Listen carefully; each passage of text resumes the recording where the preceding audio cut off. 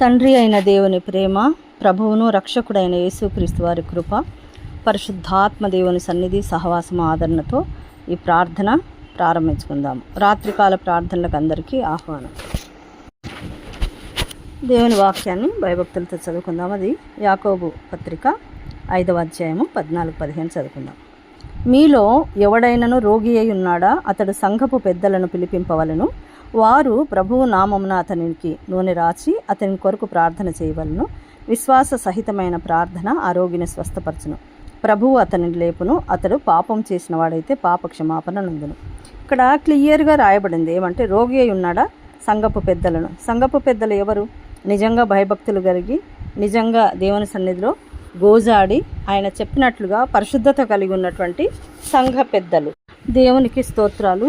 దేవుడు స్వస్థపరచు దేవుడు, దేవుడు సహాయం చేసే దేవుడు. నిన్ను స్వస్థపరచు యెహోవాను నేనే అని వాగ్దానం ఇచ్చినవాడు నమ్మదగినవాడు. అయితే మరి మనం ఇంకొక వచనం చూసినట్లయితే అపోస్తల కార్యాలు మరి 4వ అధ్యాయము మరి 30లో మనం చూసినట్లయితే ఒక వాక్యం చదువుకున్నాం. ప్రభువా, ఈ సమయమునందు వారి బెదిరింపులు చూచి రోగులను స్వస్థపరచుటకు నీ పరిశుద్ధ సేవకుడైన యేసు నామం ద్వారా సూచక క్రియలను మహత్కార్యములను చేయుటకు నీ చేయి చాచి ఉండగా నీ దాసులు బహుధైర్యంగా నీ వాక్యమును బోధించినట్లు అనుగ్రహించుము. ఈ ప్రార్థన వారి ప్రార్థన చేయగానే వారి కూడి ఉన్న చోటు పంపించని. అప్పుడు వారందరూ పరిశుద్ధాత్మతో నిండిన వారే దేవుని వాక్యమును ధైర్యంగా బోధించారు.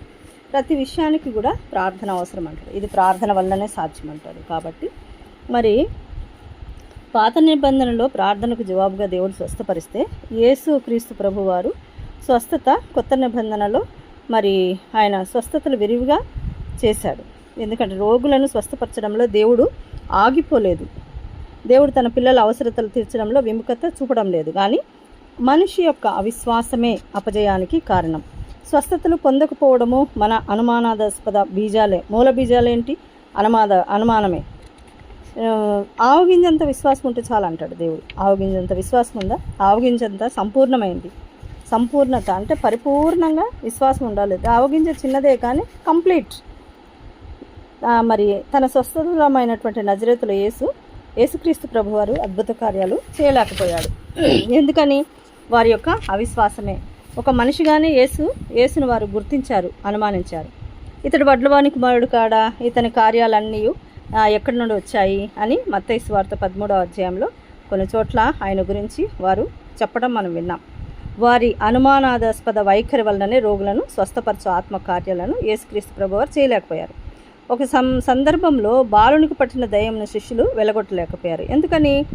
శిష్యులు యేసును ప్రశ్నించారు. అందుకు ఆయన, మీ అల్ప విశ్వాసం చేతనే మీకు ఆవగింజంత విశ్వాసం ఉండిన ఎడల ఈ కొండను చూచి ఇక్కడ నుండి అక్కడికి పొమ్మనగానే అది పోవును. మీకు అసాధ్యమైనది ఏదీ ఉండదని నిశ్చయంగా మీతో చెప్పుచున్నానని వార్తానని మత్తయి సువార్త 17:20-21 వచనాలు చూడొచ్చు.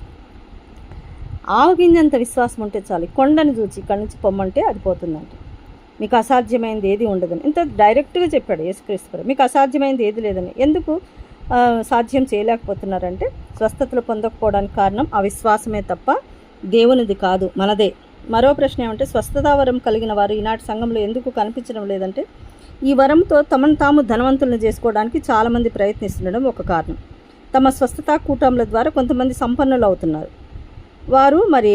వారి వరాలు నిజమే ఉండొచ్చు, కానీ తమ వరాలను ధన సమృద్ధి కొరకు ఉపయోగిస్తున్నారని ఎంతోమంది వేదన పడుతున్నారు. ఇప్పుడు దాని గురించినటువంటి చర్చలు ఎన్నో అయిపోయాయి. కాకపోతే దేవుడు ఏమంటే, అలనాటి కాలంలో మరి అపోస్తలులు, మరి దేవుని ఏర్పరచుకున్న శిష్యులు ప్రతి ఒక్కరు కూడా వారికి ఏ విధమైన డబ్బు లేదు. వారిలో ఉన్నటువంటి విశ్వాసము ఆయన వెంబడించడమే.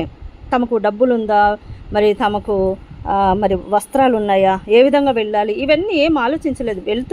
నేను వెళ్ళు అనగానే వెళ్ళడం స్టార్ట్ చేసేసారు. ఎక్కడికి వెళ్తున్నాము ఏంటి అనేది ఏం లేదు. దేవుడు వద్దు ఆగిపోండి అంటే ఆగిపోయారు.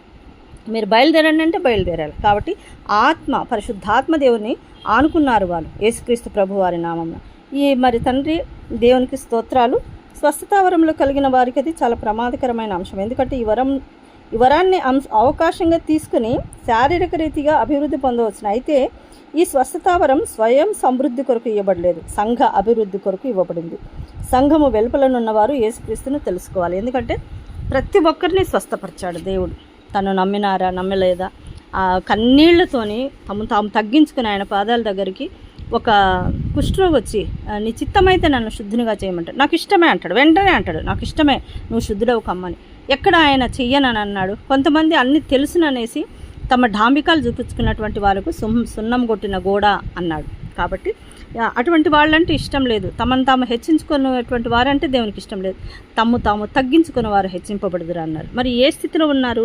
తగ్గించుకునే స్థితిలోనా, హెచ్చింపబడే స్తోత్రానా? దేవునికి స్తోత్రాలు.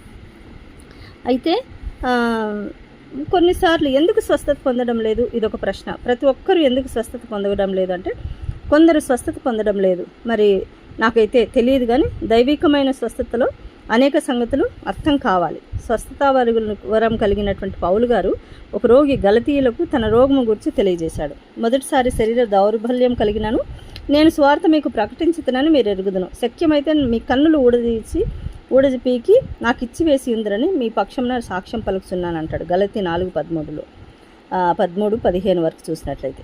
2 కొరింథీలో 12 అధ్యాయంలో తన శరీరంలో ముళ్ళును గురించి ప్రస్తావించాడు. తిమోతికి రాసిన మొదటి పత్రికలో 5:23 కడుపు నొప్పి కోసం కొద్దిగా ద్రాక్ష రసం పుచ్చుకోమని తిమోతిని ప్రోత్సాహపరుస్తున్నాడు. తిమోతి కొరకు పౌలు తప్పక ప్రార్థించి ఉంటాడు, ప్రార్థించి ఉండకుండా ఉండడు. ఎందుకంటే దేవుని బిడ్డగా అనేక సార్లు తిమోతి మీద చేతులుంచి ప్రార్థించి ఉండడని నేనైతే నమ్మను. దేవుడు అతన్ని స్వస్థపరచలేదు కాదు, దాని ద్వారా ఆయన మహిమ పొందడానికి రెండే మనము గుర్తించవచ్చు. ఏమంటే ఒకటి, దేవుడి నామము స్వస్థపరచబడ్డం, ఆ సమయాన్ని దేవుడు వాడుకొని వారిలో ఉన్నటువంటి అవిశ్వాసాన్ని దూరపరిచి వారిని స్థిరపరచడం, వారు దేవుడు గొప్పవాడని స్వస్థత పొంది ఆయన నామాన్ని మహిమపరిచేటువంటి విధానం. దేవునికి స్తోత్రాలు. మరి ఫిలిప్పి వాక్య విభాగంలో ఎపఫ్రోదితు రోగం కలిగి చావుకు సిద్ధమైనాడని వ్రాస్తున్నాడు. పౌలు గారు తిమోతికి రాసిన 2వ పత్రికలో 4:20 జబ్బుగా ఉన్నందున తెఫ్రీముకు తిమోతికి రాసిన 2వ పత్రికలో 4వ అధ్యాయం 20లో జబ్బుగా ఉన్నందున తోఫీమును మిలేతులో వదిలి తిని అని చెప్తున్నాడు పౌలు గారు. దేవుడు ఎందుకని కొందరిని స్వస్థపరుస్తున్నాడు, కొందరిని స్వస్థపరచడం అని అంటే, ఒక వ్యక్తి ఎలా ముట్టాలో, ఎప్పుడు ఎక్కడ ముట్టాలో తలంపులలో శారీరకమైన పరిభాషలో చాలామంది ఏదో ఒక సిద్ధాంతాన్ని ఏర్పరచుకుందామని చాలామంది మరి అనుకుంటారు. కొందరు స్వస్థత మీద సదస్సులు కూడా నిర్వహిస్తారు. ఈ నిర్వాహకులు కూడా అస్వస్థత పొందుతారు. నాకు అన్నీ తెలుసు అనుకుంటే ఏమీ తెలియదు. దేవుడు సిద్ధాంతం ద్వారా స్వస్థత రాదు. ఈనాడు స్వస్థతలు స్వల్పంగా జరుగుతుండడానికి మనం ఏమనుకోవాలి అంటే, వరమునివ్వడంలోనూ కార్యం జరిగించడంలోనూ పరిశుద్ధాత్ముడే సర్వాధికారి. నీకు ఈ స్వస్థత వరాలు ఉంటే నీకు ఇష్టమైన ప్రతి ఒక్కరిని నీకు ఇష్టమైనప్పుడల్లా నీ ఇష్టానుసారంగా స్వస్థత ప్రార్థనలు చేయలేవు. రోగుల కొరకు నీవు ప్రార్థించినప్పుడు దేవుని కొందరిని స్వస్థపరుస్తాడు, కొందరిని స్వస్థపరచడు. ఎందుకనంటే జవాబు దొరకదు, అది దేవునికే తెలుసు. కొందరు పరిశుద్ధులు, నీతిపరులు బలహీనతతో రోగంతో బాధపడుతున్నారు, క్యాన్సర్ రోగాలతో చనిపోతున్నారు. కొందరు దుష్టులు ఆయురారోగ్యాలతో సహజ మరణాలు పొందుతున్నారు. దేవుని మార్గంలో ఏంటంటికి మనకు తెలియదు. స్వస్థతలు ఆయన చేతిలో ఉన్నాయి. నేను ప్రార్థించాను స్వస్థపరచమని, దేవుని అడిగాను, ప్రభు నన్ను స్వస్థపరచగలడు, కానీ స్వస్థపరచలేదు. కారణం నా ఎడల, నా రోగం ఎడల ఆయనకు ఒక ఉద్దేశం ఉంది. ఆయన చిత్తానికి ప్రణాళికకు నన్ను నేను సమర్పించుకున్నాను. నాకు మంచిదేదో ఆయన తెలుసు, ఆయన చిత్తమే నెరవేరును గాక. ఇది ఒక మంచి సాక్ష్యం. కాబట్టి దేవుని చిత్త ప్రకారము బాధపడేవారు సత్ప్రవర్తన గలవారై నమ్మకమైన సృష్టికర్తకు తమ ఆత్మలను అప్పగించుకొనవలెను అని పేతురు రాసిన మొదటి పత్రికలో 4:19 అంటున్నాడు. అంతా ప్రభువు చేతుల్లోనే ఉన్నది. ఉత్తమమైనదేదో ఆయన జరిగిస్తున్నాడు. ఇది గొప్ప విశ్వాసం, అద్భుతం. కాబట్టి సంఘంలో అనేకులకు స్వస్థతావరం ఇవ్వాలని దేవుని నేను ప్రార్థిస్తున్నాను. మరి అది సంపూర్ణమవుతుందని నా నమ్మకం. ఈ అద్భుత వరము ప్రయోగము సంఘానికి ఎంతో లాభదాయం. ఎందుకంటే ఎంతోమంది స్వస్థతపరచబడి వారు దేవుని మీద నమ్మకం ఉంచి వారి ద్వారా ఎంతోమందికి విశ్వాసాన్ని అభివృద్ధి పరచగలరు. విశ్వాసం లేని వారికి సమృద్ధిగా దేవుడు సహాయం చేయగలడు. దేవుని యందు నమ్మకం ఉంచాలి. స్వస్థత దేవునిదే, విశ్వసించాలి, ఆయన స్వస్థపరుస్తాడు. దేవుని పరిశుద్ధ నామానికి స్తుతి ఘనత మహిమ ప్రభావాలు చెల్లిస్తున్నాను. ఆమేన్. హల్లెలూయా. ప్రార్థన చేసుకుందాం. మహాపరిశుద్ధుడా, మహాఘనుడా, మహోన్నతుడా, సర్వశక్తిమంతుడా, సర్వోన్నతుడా, సర్వాధికారి, సమస్తము ఎరిగిన దేవా, నీ పరిశుద్ధ పాదాలకు వందనాలు, స్తుతులు, స్తోత్రాలు చెల్లిస్తున్నాం. దేవా, ఇదిగో ఉదయకాలం నుంచి ఇంతవరకు మమ్మలను కాచి కాపాడి సంరక్షించిన విధానాన్ని బట్టి స్తోత్రాలు. ఆయన కలువరి కిరణాల్లో ఏకీభవిస్తున్న ప్రతి బిడ్డ, వారి ద్వారా పరిచయం అవుతున్న ప్రతి బిడ్డలు నిన్ను సంపూర్ణంగా తెలుసుకొని నీ యందు విశ్వాసం ఉంచి నీ పరిశుద్ధ వాక్యమును చదివి ప్రార్థన విజ్ఞాపనల ద్వారా వారి వారి జీవితాలను కట్టుకోవాలని మేము ఆయన మమ్మల్ని నేర్పరచుకున్న విధానాన్ని బట్టి ఆ గ్రూప్లో కూడా ఎంతోమంది నాయన ప్రతి ఒక్కరూ ప్రార్థనాపరులే, ప్రార్థిస్తున్నారు, గోజాడుతున్నారు, ఇతరుల కొరకు ప్రార్థిస్తున్నారు. అటువంటి పరిశుద్ధ సహవాసాన్ని మాకు దయచేసినందుకు మీకు స్తోత్రాలు నాయన. తండ్రి, ఎంతోమంది బిడ్డలు వారి వారి సమస్యల కొరకు బాధతో నాయన మానసిక వేదనతో తండ్రి వారు స్వస్థపరచబడి వారి జీవితాలు బాగుపడి నీ కొరకు ప్రయాసపడాలని ఎదురు చూసే బిడ్డలు ఎంతోమంది నాయన. ప్రతి ఒక్కరిని స్వస్థపరచమని వేడుకుంటున్నాను. ఎందుకంటే నీ పరిశుద్ధ వాక్యం సెలవుస్తుంది, నిన్ను స్వస్థపరచు యెహోవాను నేనే, నీకు ఆరోగ్యం కలుగజేస్తున్నావు తండ్రి నాయన. నీ విశ్వాసమే నిన్ను స్వస్థపరుస్తుందన్నావు. విశ్వాసం దయచేయండి అయ్యా ప్రతి బిడ్డకు. కుటుంబాల్లో ఎన్నో కలతలు, కుటుంబాల్లో అపజయాలు, కుటుంబాల్లో మానసిక వ్యధలు, కుటుంబాల్లో అనారోగ్యాలు, కుటుంబాల్లో నాయన కుటుంబంలో సరిగా లేనటువంటి కారణం తల్లిదండ్రుల మాట బిడ్డలు వినరు, బిడ్డలు మరి అర్థం చేసుకోలేని తల్లిదండ్రులు కూడా ఎంతోమంది ఉన్నారు. అయినను ప్రతి ఒక్కరికి దైవ జ్ఞానం ఇచ్చి వారి వారి జీవితాల్లో వారికి సహాయం చేయమని దీవించమని వేడుకుంటున్నాను. దేవా, ప్రతి ఒక్కరూ నీ యొక్క సత్యవాక్యాన్ని తెలుసుకొని నిజంగా ఆవగింజంత విశ్వాసం ఉంటే చాలన్నావు తండ్రి. ఆవగింజ సంపూర్ణమైనది నాయన. కంప్లీట్గా విశ్వాసం అనేది సంపూర్ణమైన విశ్వాసం ఉంటేనే ఏదైనా జరగడానికి అవకాశం ఉంటుందయ్యా. ప్రతి ఒక్క బిడ్డతో మీరు మాట్లాడండి అయ్యా. ప్రతి ఒక్కరిని దరిచేర్చుకునే దేవుడు, ఎందుకంటే ప్రపంచంలో ఉన్న ప్రతి బిడ్డ కొరకు నీ పరిశుద్ధ రక్తాన్ని కార్చిన దేవుడవు నాయన. ప్రతి ఒక్కరిని స్వస్థపరిచే దేవుడు, ప్రతి ఒక్కరిని బాగుపరిచే దేవుడు, ప్రతి కుటుంబాన్ని కట్టే దేవుడు నాయన. వివాహాలు, ఘనమైన వివాహాలు, పరిశుద్ధ వివాహాలు జరిగించే దేవుడు, అనాథలను రక్షించే దేవుడు నాయన, విధవరాండ్లను కాపాడే దేవుడు నాయన, గర్భిణీ స్త్రీలను ఆశీర్వదించే దేవుడు, సంతానం లేని వారికి సంతానం ఇచ్చే దేవుడు, ఎన్నో రకాలుగా ప్రతి ఒక్క బిడ్డ కన్నీటిని తుడిచి వారి వారి అవసరతలు తీర్చే దేవుడు నీవు ఉన్నావని నమ్మకం మాత్రం ఉంచే భాగ్యం ప్రతి బిడ్డకు దయచేయండి అయ్యా. మీకు స్తోత్రాలు నాయన. దైవజనుల గురించి నేను ప్రార్థిస్తున్నానయ్యా. ఎంతోమంది దైవజనులు నాయన నీ వైపు చూస్తూ వారి జీవితాలు సమర్పించుకొని కుటుంబాలతో సహా తండ్రి ప్రార్థన విజ్ఞాపనల ద్వారా సంఘాలు కట్టాలని, సంఘంలో ఉన్న ప్రతి కుటుంబం దీవింపబడాలని ఆలోచిస్తున్నారు, ప్రయాసపడుతున్నారు, గోజాడుతున్నారయ్యా. ఆ బిడ్డలందరి మొరలను ఆలకించమని వేడుకుంటున్నాం. భయంకరమైన చివరి దినాల్లో మేము ఉంటున్నామయ్యా. సాతాను ఎదురెదురు చూస్తుంది, ఎవరి సమయాన్ని మిరింగేయాలనేసి, ఎవరిని మిరుగుదునా అని ఎదురు చూస్తున్నటువంటిది.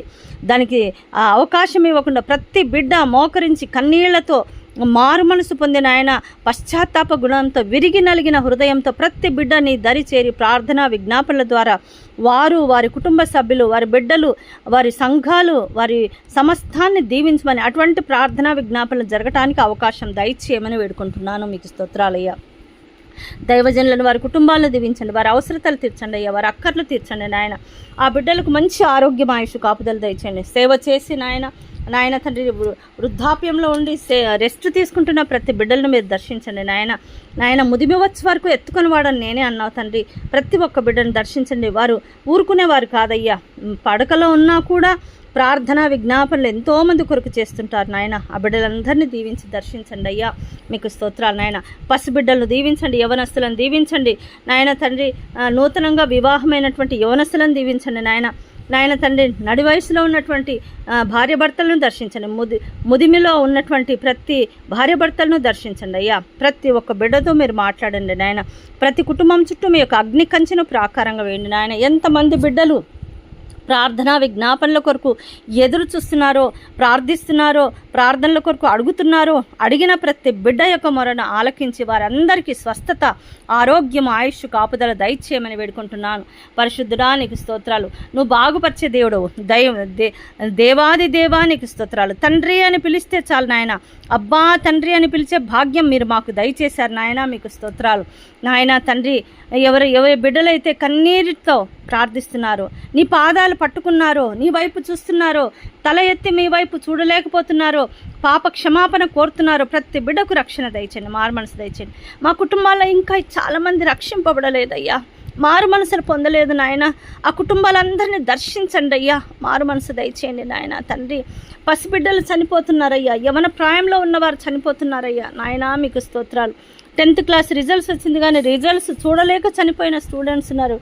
ఎంతోమంది నాయన ఆ విధంగా యవ్వన ప్రాయంలో తాగుడు నాయన తండ్రి మత్తు మందులకు బానిసైపోయిన బిడ్డలు, ఆడపిల్లలు వెంటపడి మగపిల్లలు వెంటపడి ఈ విధమైనటువంటి సాతాను క్రియలకు లోబడిన బిడ్డలందరినీ దర్శించండి, దీవించండి నాయన. వారిని పట్టి పీడిస్తున్న చీకటి అంధకార శక్తులను దూరపరచండి అయ్యా. వారిని పరిశుద్ధపరచమని వేడుకుంటున్నాను. ఎవరైతే మూర్ఖ స్వభావంతో క్షమించలేక నాయన తండ్రి దరి చేర్చుకోలేక నీ ప్రేమ లేనటువంటి ప్రతి బిడ్డల మనసులను మార్చమని వేడుకుంటున్నాను అయ్యా. మీకు స్తోత్రాలు నాయన. వారి కుటుంబాల్లో వారి అవసరతలు తీర్చండి. ఈరోజు నాయన తండ్రి మరి జన్మదినం చేసుకుంటున్న బిడ్డలు, నూతనంగా జన్మించిన శిశువులు, నామకరణాలు చేసుకుంటున్న బిడ్డలు, గృహప్రవేశాలు, ఎంతమంది బిడ్డలు యేసుక్రీస్తు ప్రభు వారి నామమున మోకరించి ప్రార్థిస్తున్నారో ప్రతి ప్రార్థన మనవులకు జవాబు దయచేయమని వేడుకుంటున్నాను. మీకు స్తోత్రాలయ్యా. పరిశుద్ధుడా మీకు స్తోత్రాలు నాయన. మా బావగారి గురించి మేమెంతో ప్రార్థించాము నాయన. ఆయన ప్రభువునందు నిద్రించి ఉన్నారు. అందుకని నాయన తండ్రి నేను సరిగా టయానికి రాలేక ప్రార్థన చేయలేకపోయాను. నన్ను క్షమించండి అయ్యా. తిరిగి కొనసాగుటకు నాకు సహాయం చేయమని వేడుకుంటున్నాను. నా కుటుంబాన్ని ఆదరించండి. ఆ విధంగా ఎన్ని కుటుంబాలు వారి ప్రియులను కోల్పోయి ఉన్నారో వారందరూ బిడ్డలకు నాయన మీరు ఆదరణ దయచేసి ఆదరించమని, మీ మహిమగల శక్తివంతమైన హస్తాన్ని చాపుమని వేడుకుంటున్నాను. దీవించండి అయ్యా. మీకు స్తోత్రాలు నాయన. ఎంతమంది బిడ్డలు ఈ సమయంలో ప్రార్థన విజ్ఞాపనలు అడుగుతున్నారో ప్రతి బిడ్డను దీవించమని వేడుకుంటున్నాను. మీకు స్తోత్రాలు నాయన. చక్కగా ప్రతి వాక్యాన్ని అర్థం చేసుకుని పరిశుద్ధాత్మదేవ మీరు మాట్లాడండి. మీరు మాట్లాడితే ప్రతి ఒక్కరు మారుతారయ్యా. మీరు స్వస్థపరిస్తే ప్రతి ఒక్కరూ నీ వైపు చూస్తారు నాయన. ఎందుకంటే బలహీనులయ్యా. ఈ లోకంలో ఉన్న బిడ్డలంతా బలహీనులు నాయన. బలహీన సమయంలో బలపరుస్తానని వాగ్దానం ఇచ్చిన దేవుడు నమ్మదగిన దేవుడు అని ప్రతి ఒక్కరు నమ్మి విశ్వాసంతో ముందుకు సాగడానికి సహాయం చేయమని వేడుకుంటూ తల నుంచి అరిపాదం వరకు ప్రతి ఒక్కరికి స్వస్థత, ఆరోగ్యం, ఆయుష్ కాపుదలు దయచేయండి. మోషే గారిని బట్టి, ఆయన కుటుంబాన్ని బట్టి, ఆయన పరిచర్యలను బట్టి దీవించండి నాయన. శ్రావణిని బట్టి, తన భర్తను బట్టి, బిడ్డను బట్టి, ఆమె అడుగుతున్న ఉద్యోగాన్ని బట్టి మీరు ఆశీర్వదించి నడిపించండి. నన్ను దీవించండి. మీ పాత్రగా క్రమంగా పరిశుద్ధంగా నీ కొరకు వాడబడే పాత్రగా నన్ను వాడుకొని దీవించి ఆశీర్వదించమని, ఈ రాత్రి మాకు మంచి నిద్రనిచ్చి తిరిగి తెల్లవారుజామున లేచి మిమ్మల్ని స్తుతించి ఆరాధించి ఘనపరిచే భాగ్యం దయచేయమని మా ప్రభువును ప్రియ రక్షకుడైన యేసుక్రీస్తు ప్రభువారి శక్తి కలిగిన నామంలో ప్రార్థించి అడిగి వేడుకొని పొందుకొని ఉన్నాము మా పరలోకమందున్న మా తండ్రి. ఆమెన్. ఆమెన్. హల్లెలూయా. దేవునికి స్తోత్రాలు. అందరికీ వందనాలు. దేవుడు మనలందరినీ దీవించి ఆశీర్వదించునుగాక. ఆమెన్.